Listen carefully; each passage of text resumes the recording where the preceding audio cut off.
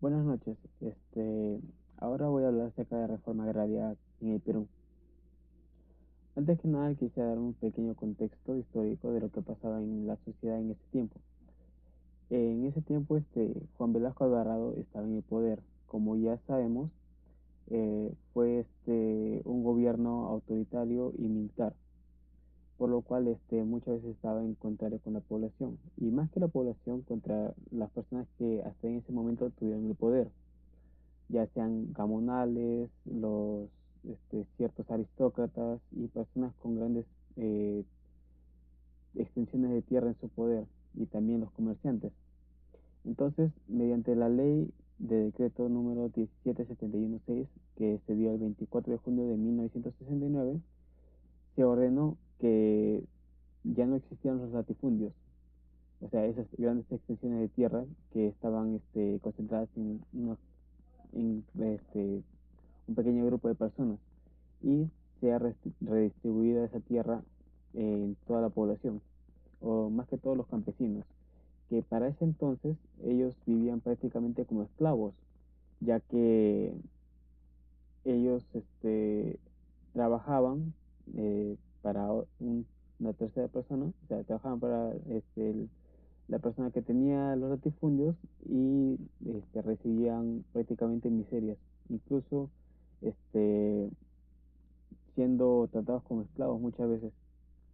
Esta ley, decreto, tuvo un gran impacto dentro del Perú, en diferentes ámbitos, los cuales voy a comenzar a narrar. Primera es la economía.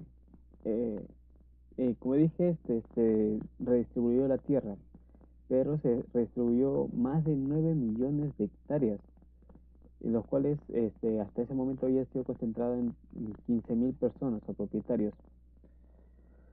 Y esa tierra, esos 9 millones de hectáreas, se redistribuyó en más de 300.000 familias campesinas, los cuales habían sido trabajadores o ex trabajadores de aquellas personas, aquellos grandes gamonales. Esto en principio fue bueno porque pues ya la tierra ya no estaba concentrada en una sola persona, no solo dependía de cierto grupo de personas adineradas, sino que ahora cada campesino podía labrar su propia tierra, trabajar para sí mismo, y así tener una economía mejor, por así decirlo. Pero esto a la larga no fue así, ya que los campesinos ya no sabían cómo administrar la tierra. Está claro que no recibían grandes cantidades de tierra, pero aún así la que ellos recibieron fue poca, pero aún así no tenían ese conocimiento para dirigirla, porque ya, como les había dicho, antes estaban al mando de otra persona, la cual tomaba las decisiones. Y ahora que ellos pueden tener las decisiones, nadie les había instruido de cómo ellos podían cultivar, vender o sustentarse. Entonces se crearon eh, algunas cooperativas, pero estas estaban mal distribuidas, no lograron hacerse entender del todo, y a la larga fue más perjudicial que bueno. En cuanto a la política, como ya les había dicho, habían grupos de poder los cuales están en contra de Velasco Alvarado, los cuales son los gamonales y los hacendados tradicionales, la oligarquía agroexportadora, los empresarios que están vinculados al comercio rural, los partidos políticos tradicionales, ya que, como sabemos, Velasco entró al poder gracias a la fuerza, no fue elegido democráticamente, bueno, democráticamente entre comillas. Y entonces se utilizó esta reforma para tener más apoyo del pueblo, lo cual sí logró ganarse, ya que los campesinos, que eran, bueno, habían sido los más afectados hasta ese momento, pudieron tener esa libertad de tener algo propio, algo que no había pasado nunca hasta ese momento.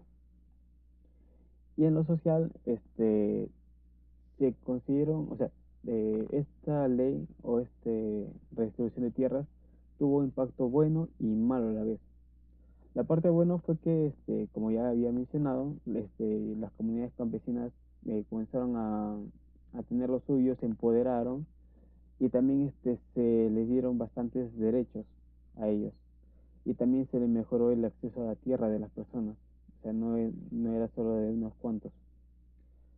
Pero así como ya había dicho antes, no, esas personas no estaban capacitadas para poder tener su propia tierra. Tampoco había una infraestructura y tampoco había apoyo técnico. Usualmente hacían lo que decía el capataz o el dueño, pero ya cuando ellos tuvieron o sea, ellos tuvieron que velar por lo suyo, no lograron hacerlo al 100%.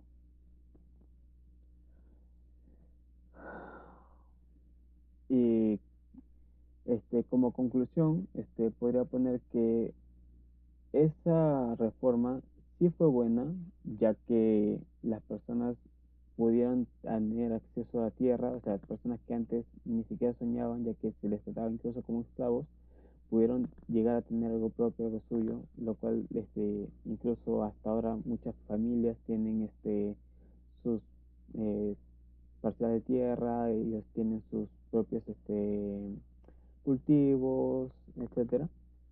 Pero, o sea, esta medida se hizo bastante apresurada. Como dijimos, Velasco trataba de quitarle el poder a cierto grupo o cierto sector, tanto en Lima como en Perú, por lo que no se tomó muy bien o muchas consideraciones al momento de crearla. Simplemente fue prácticamente de la noche a la mañana, lo cual hizo que, a pesar del gran contentamiento de la población, a la larga no se pudo sustentar.